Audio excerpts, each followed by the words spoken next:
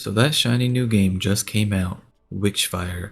And you want to know if it's worth your time, right? Well, let's take a look at the game for some first impressions. The game begins with some scenes explaining that witches using their magic are overtaking the church. The Pope has anointed you a prayer to recover an artifact. Prayers are witch hunters that can face witches and live. Right away, I took a look at the menus here. The game is in sections, so each map will be for each section that you're in. The prayer tab is your character. Here you can see your weapons and spells that you have equipped. The arcana tab is blank, and you can't use the workshop from the workshop tab, only at a certain location. Stats show your health, stamina, and so on. This also can't be upgraded in the menus, only at a certain location. Then there's the inventory tab. So this starting area acts as a sort of base, and where you'll be coming back to over and over. Here is where you can upgrade stats and other things. Once you start a new expedition, there's several options to choose from. However, you can only pick one as only one is unlocked currently. Your objective for this place is to kill the witch's familiar or acquire resources and escape back to your main base. I went into this not knowing what to expect at all. So you start with the pistol, and when I was shooting the swordsman, it did almost nothing. It said 3 damage. Swordsmen can launch at you, and that's their main and most deadly attack. The pistol started doing actual damage when I was closer, so it's for sure only useful for close range. So I died pretty quick. I was not expecting this type of difficulty, especially at the beginning area. Also, when you die, you leave behind any witchfire that you had. Witchfire is the game's form of currency. When you respawn back at the main base area, you can go back through the portal and retrieve the witchfire that you lost. I immediately jumped back in, but then died quickly. Surely third time's the charm, right? Wrong. I found some mushrooms that said consume, so I did that.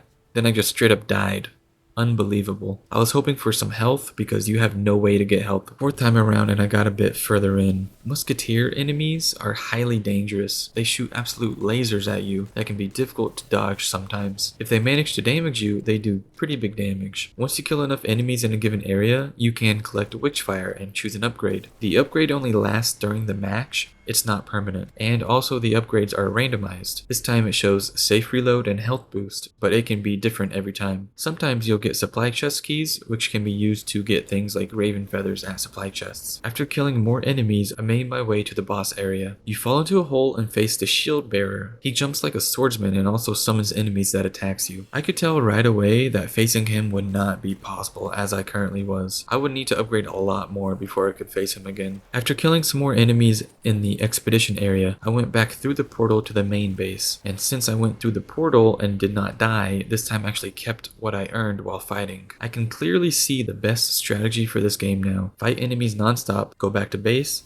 upgrade, and repeat. Keep doing that until you can face a boss and actually win. Back at the base, I went to the shrine and spent my Witchfire on a perk upgrade. Then at the apothecary, I brewed a health potion, which is a huge relief as I had no extra health up to that point. Also in your inventory, if you have Witchfire shards, you can use them and get more Witchfire. So now my whole strategy is kill enemies, collect Witchfire, go back to base and upgrade. I decided to try the boss again and see what happened after I did a few more upgrades. So the boss spawns a lot of enemies, but if you just walk around continuously in a circle, you never really have to deal with them. After doing that for a while, I slowly made its health go down. Unfortunately, I was too slow because my sanity meter became empty. Now I'm unsure if this next part is because my sanity became empty or because I finally got the boss to half health, but either way, I died quickly with what happened next. After dying to the boss again, I realized that this game was going to be a real grind and take a lot more time than I thought. Back at the base, I finally had the workshop unlocked. Here, you can research different things. I did light spell and medium range weapon research, but it would take some time. I went and killed some more witches and then came back and checked. My light spell was done, but not the medium weapon. I went over to this area so that I could equip the light spell, and then I went back and gave it a try. The spell is Shockwave, and it stuns minor enemies. It's kinda whatever. Back at the workshop, my medium range weapon was done. I got an auto rifle. I went back through the portal, but unfortunately came across across the Warden of the Dead. It has a good amount of health points, but it summons some really strong enemies.